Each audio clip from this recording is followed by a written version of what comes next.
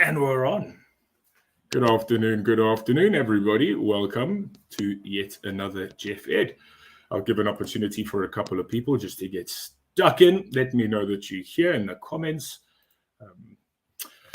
Basically, get a little understanding of what the title for today's Jeff Ed is basically what I've been doing with mine previously have been subjects that I thought the community might find interesting, whereas I thought I'd mix things up a little bit today by asking the community themselves a series of questions that they find interesting, and then trying to explain it into a little bit more depth in those specifics. Because the reality is not a lot of questions that get chucked our way can be addressed in a full 30 minutes. A lot of them are quick sort of 2-3 minute explanation, and then we'll get that sort of out the way. So I thought I'd just put together 10 or 12 quick questions to go over, basically just to explain in a little bit of detail a couple of things that get asked quite commonly.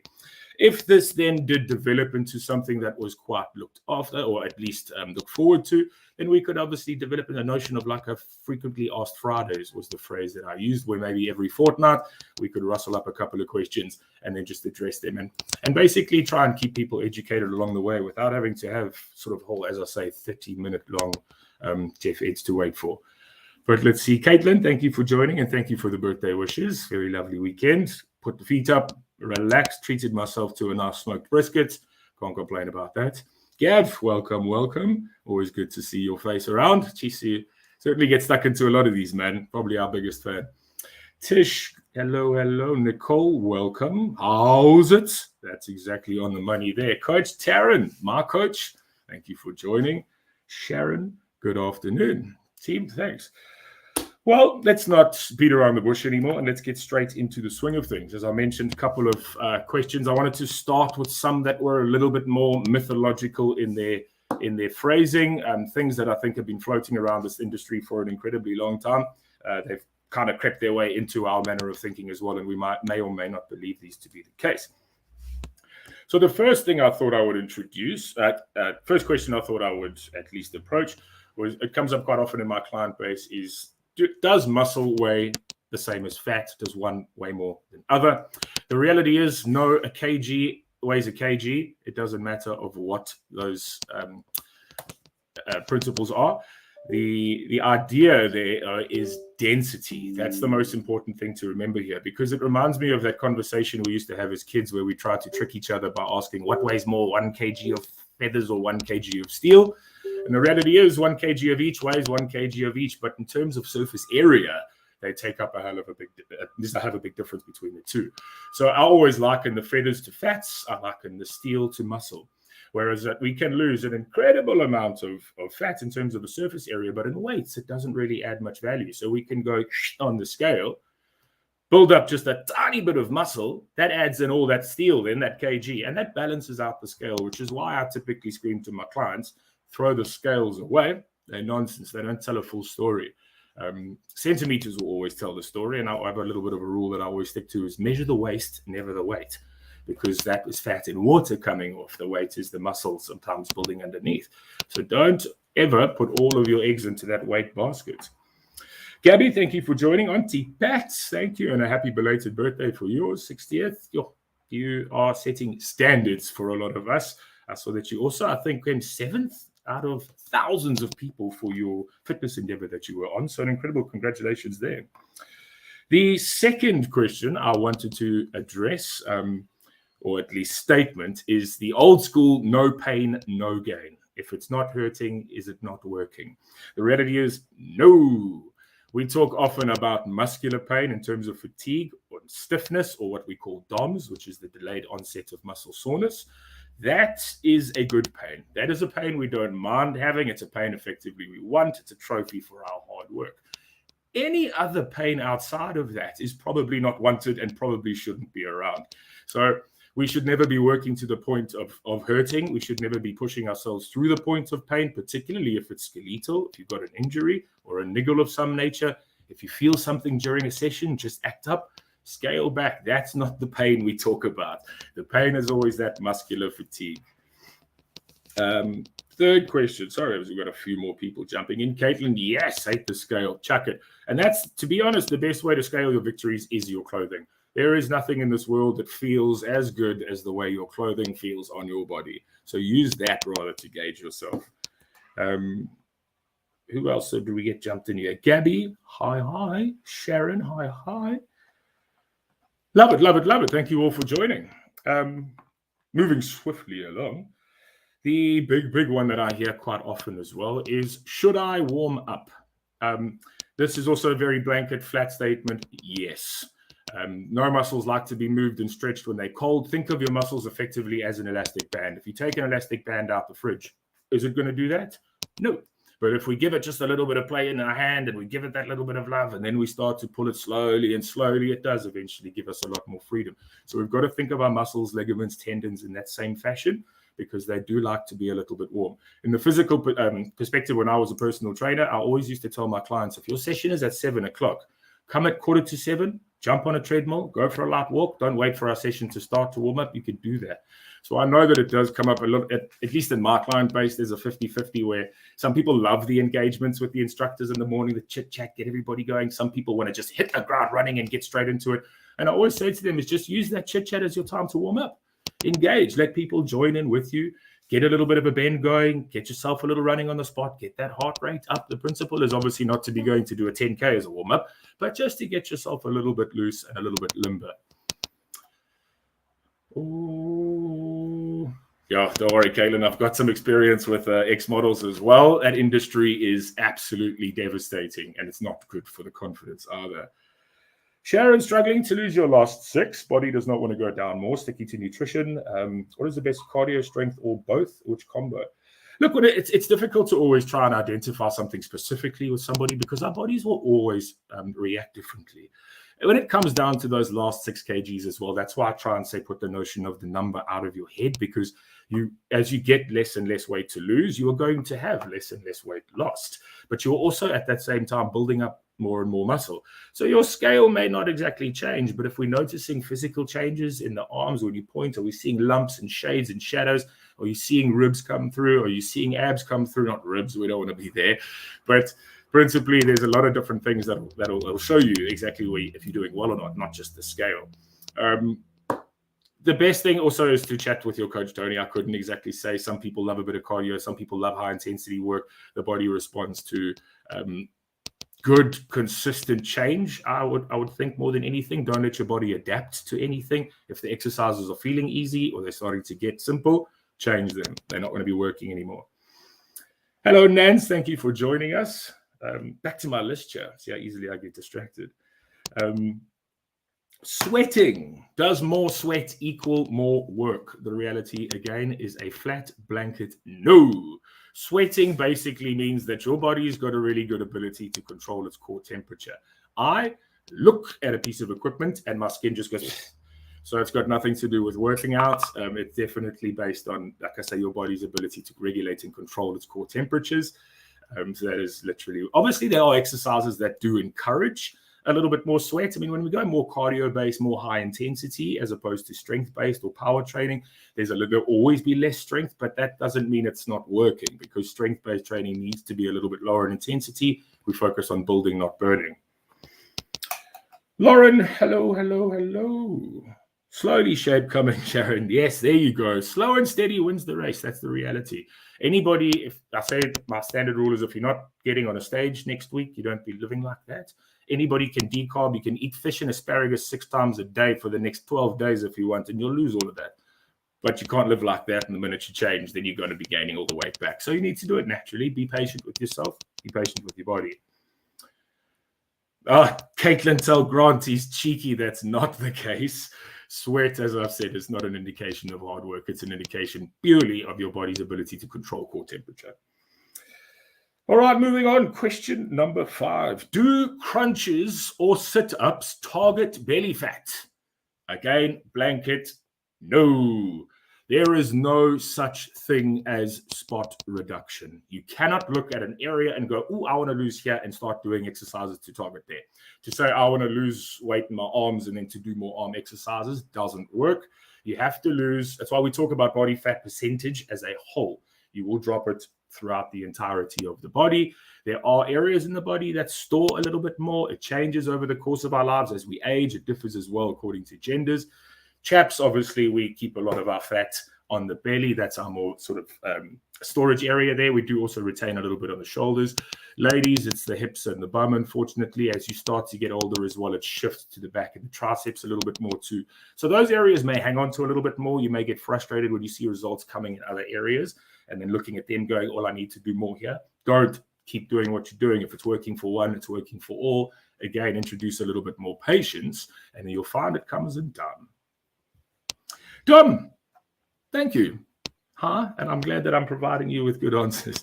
Liesel, welcome. Lauren, I'm losing centimeters and kgs everywhere but the lower tummy. Any advice? No, don't change your eating plan. Starvation is never the way we want to go. I always talk about people typically as well when it comes to a deficit, creating a deficit and encouraging those losses. We work for our deficit, so just burn extra calories. Put an extra 15, 20 minutes into your session, create the deficit that way, but never remove food.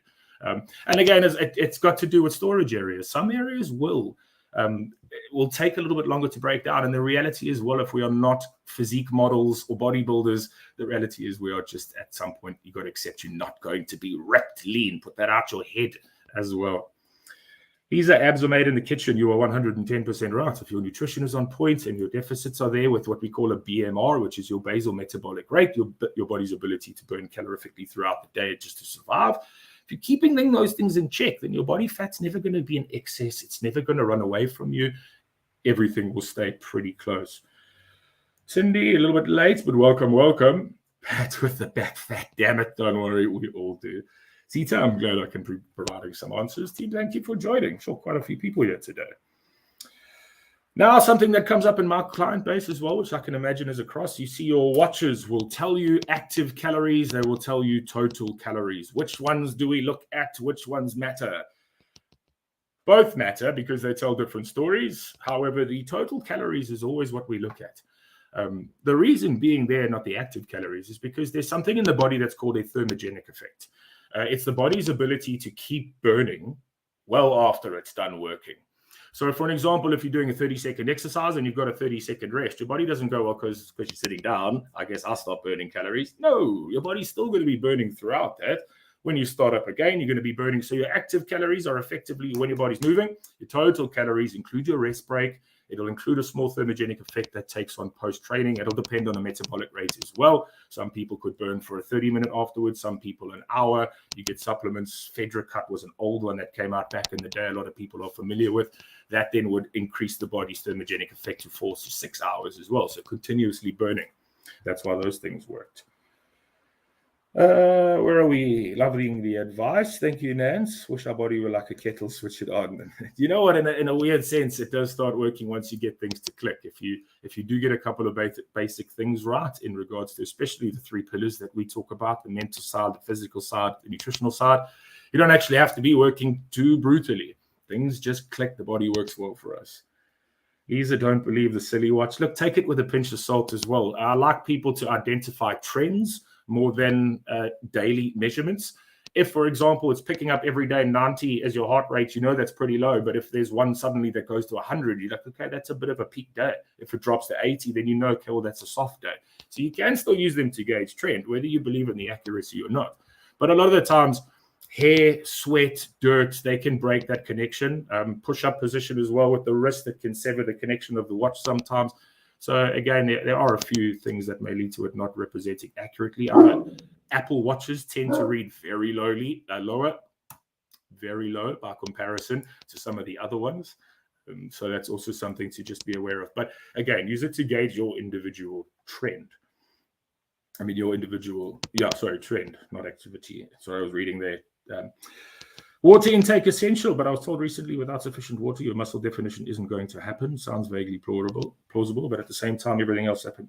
Look, it's a little bit. You have to have the best of both. Yes, there can be an excess of water. There is something called overhydration. It's happened in the Comrades marathons where people drink enough water and they kill themselves.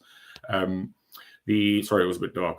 But you can then, as dehydration, the effects are exactly the same post. You just need to work out exactly what works for you. You'll notice as well water retention in the skin. Sometimes I do carry a lot of it in my arms. So if I pinch, you can always see a bit of like thick skin. It's not fat. It's more water retention. I sweat out of a lot. So that's also an easy indicator of how much water I'm carrying in myself. So we do need water to, it's not going to hide any, it's not going to create any extra definition or hide any definition unless you're over the top or under. Obviously, cutting water will lead to you being quite ripped as well, but your body needs water to run. So we focus more there on the overall health aspects of water, not its aesthetic aspect there. Zinat, hello. Is there anything else that can increase basal metabolism? Very, very tough one. I have a ridiculously high metabolism. It's something I struggle with to maintain weight. It's an exact opposite to somebody who struggles to get weight off of themselves. I battle a lot of my life. I've been called ill. I've had people mock and say I look sickly because I struggle to maintain my weight, and I need to, as a result, change how my body uses calories. And the best way I found there was to slow down my eating, to add bigger meals as well, overfeed effectively. The body will have too much and will change. It's not something you can do overnight. It takes months and months to recondition effectively. There's also a lot of argument about it even being a valid process, if it has any effect, or if it's just a change of nutrition that does add to that. But it's not something you should concern yourself with too much as well, because we burn based on what our body is doing. So our basal metabolic rate, for example, most chaps will be around 2,000 calories, 1,800 to 22, somewhere there. That's just sleeping. That's our organs working. That's walking around day to day at work. That's in the kitchen, whatever you're faffing about with. These are just normal calories, not your exercise calories. So you can, I guess, increase them by just increasing your base work rate every day, doing a little bit more around. If you are in a sedentary job, getting up, moving about. I tell my clients, if you're seated like I am right here, every hour, get up, go outside, come back, sit down, 30 seconds away. And then that will burn just a few extra calories, but you've got to put effort into it effectively. So, sorry, let me get back to where I was going. I'm just getting stuck into the comments, but that's what I wanted, is people just chucking out questions. I'm also, if I have overlooked any, please forgive me, but I'm going to come back and make a note of all of these, because then there is obviously a place where we've got future sessions to be addressing things. Also, I don't like answering off the cuff because I'm not sure I explain everything in the right fashion. I tend to keep things quite basic. So let me get back to my things here, and then I'll scroll down a few towards the end if we've got a bit of time. But the next one I wanted to address was, does strength training make bulk? If I lift weights, will I get big? No. Again, no, that's a myth.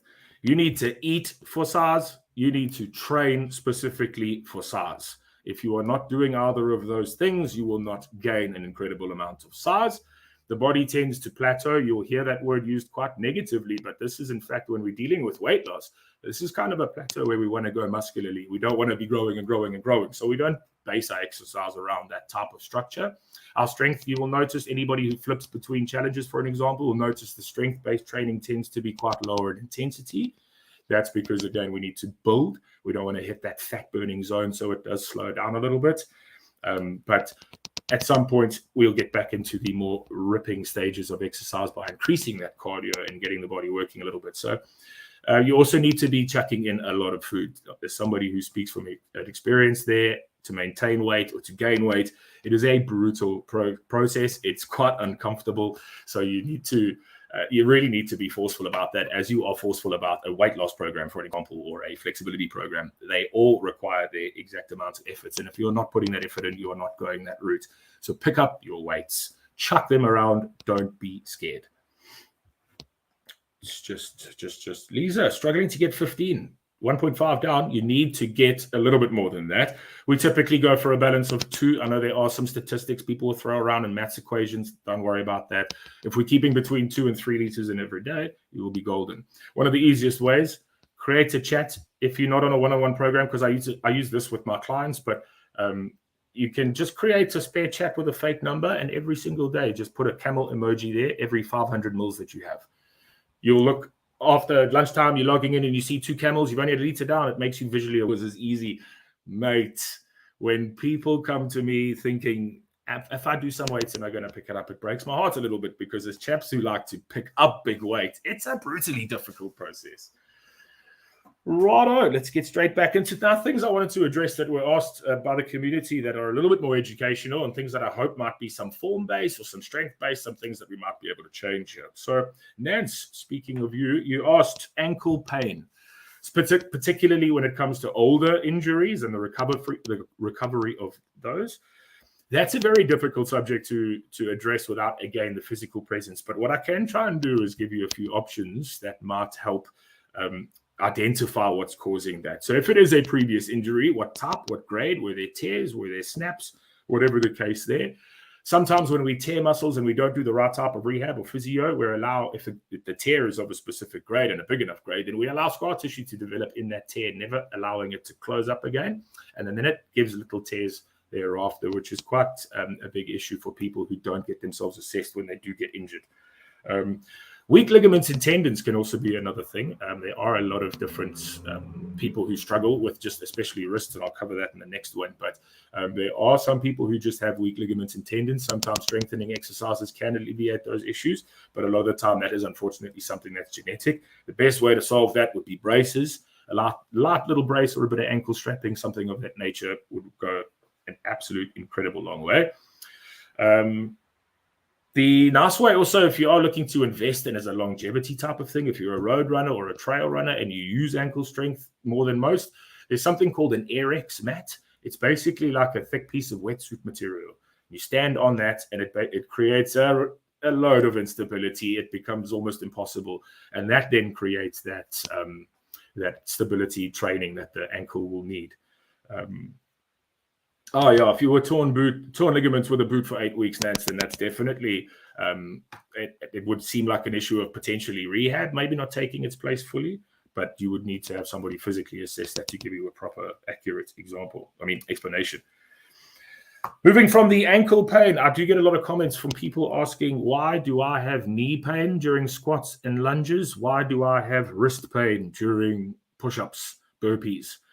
The first thing that I always point to is going to be your form.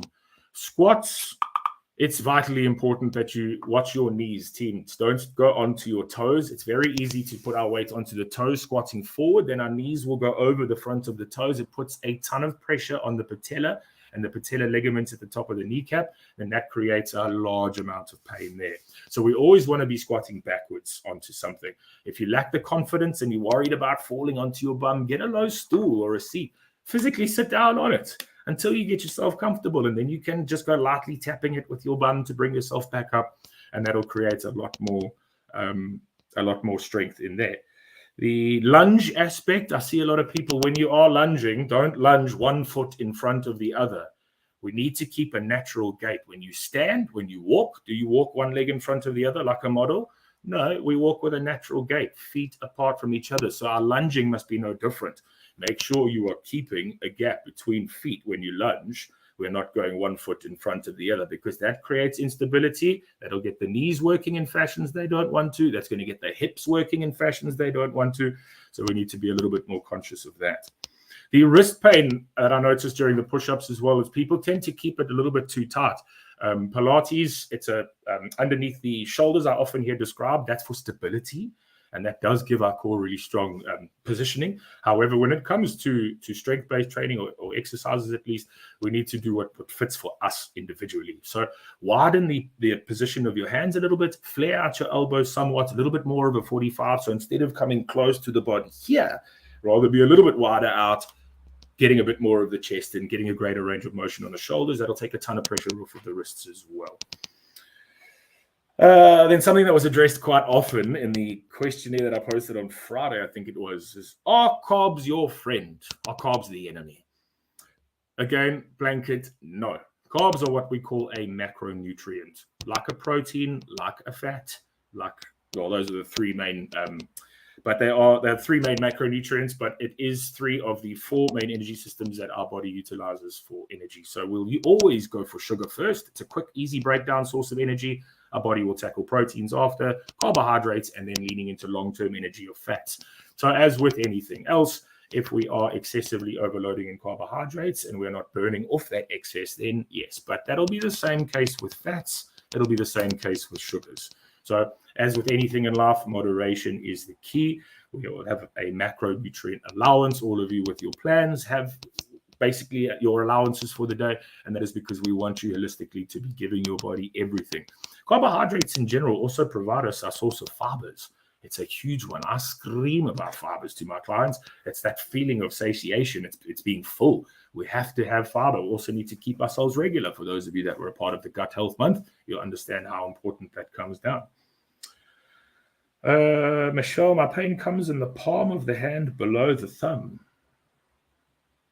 That's interesting. I'll have a chat with you because you're my client. We can talk about that, but it's an easy one. I should be able to figure out that. Maybe, again, just the positioning of the hands. Be comfortable. Be an animal. Put your hands down flat. Don't be scared. And then one of the final things I wanted to just chat about was a couple of people asked about equipment basics.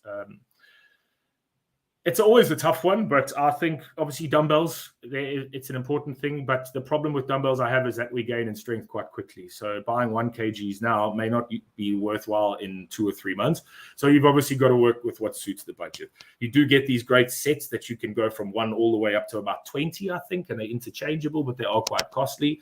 Alternatively, I always say a set of 3s for the arm, a set of maybe 6s for the legs, and then you'll build yourself up into that point of strength. 45 seconds, you're not going to do with 3s, but if you can do 4 of them, drop the weights and then go to body. So you pre-fatigue the muscle with a little bit of weight, chuck them down, and then you let that burn take over for the rest of the time, for example. I always do shoulders because you can see it on camera. Sorry. That's why I like doing shoulders. Kathleen, welcome. Also, actually, something that you brought up was the importance of rest days, was to touch on that a little bit. And if any of my clients here know how much I scream about rest days, your body recovers when you rest. Your body cannot get an opportunity to grow back bigger and to grow back stronger if you are constantly pushing it through the ringer. Basically, when our body strengthens, what we're doing is giving little microfascial tears. So that's effectively what our not just lactic acid, but a lot of the times when we're feeling stiffness, it's because of a whole series of micro tears. That muscle has to then repair itself with proteins and grow back bigger and stronger so that it doesn't tear under the same stress again. How is it expected to recover if you are doing push-ups again the next day? So you 138% need to do rest. I always encourage, if you on a rest day are feeling a little bit energetic, you get yourself stuck into a yoga session, because flexibility, range of motion is such an incredible addition to any kind of exercise. If we can move better, we can complete our exercises and hold better form. So those are always a great shout. Otherwise, you keep them calorifically very low. You do a light walk, you can do a light jog, something of that nature. But we don't go crazy on a rest day. That is why you are given rest days. And not to be a bit hectic, but I often tell my clients, if Thursday comes and you're feeling energetic, then have you really been working Monday, Tuesday, and Wednesday? You should be begging for a rest day. If you've been putting yourself into big areas of exercise, you should be begging for that rest day. So that is pretty much that. Questions are covered and just in the nick of time, but I did see Ed pop up. What's your tip for getting off the fence and not letting a lack of motivation stop you? Accountability. That is 100%. If anybody saw my post that I did a couple of weeks back, I hadn't had the best 4 months with a slip disc, a bit of COVID, that brutal tummy bug that was going around. I probably only needed to be out for 3 months, but I was out for 4. You know, the back was fine after 2 months, but I took 3. There was an element of just delay until I decided to whip up Coach Darren for somebody to say, listen, today's the day. You need to move. You need to move. So the best thing, always get yourself a one-on-one coach. Get yourself that push that you need. If you can't, get yourself an accountability group. And the most important thing you are hearing mentioned a hell of a lot at the moment is get yourself assessed. You cannot know where you are going. You cannot build that motivation. You cannot build what you need in terms of a desire if you don't know where you're going. Yes, we can do 4 or 5 weeks, and eventually it gets boring, and you think, oh, okay. Then you assess yourself, and you see, oh, yeah, I did so well. Oh, yeah, your motivation's right back, and off you go again. So that's why we talk about that a hell of a lot, team. Assess yourselves, do some check-ins, know where you're going. And also, if you are slipping off a little bit, that assessment will let you know, and it'll get you back onto the wagon. Zinat, you see, you're not doing rest days, but you can do yogas, Pilates, something of that nature. We don't want to be physically exhausting the body every single day.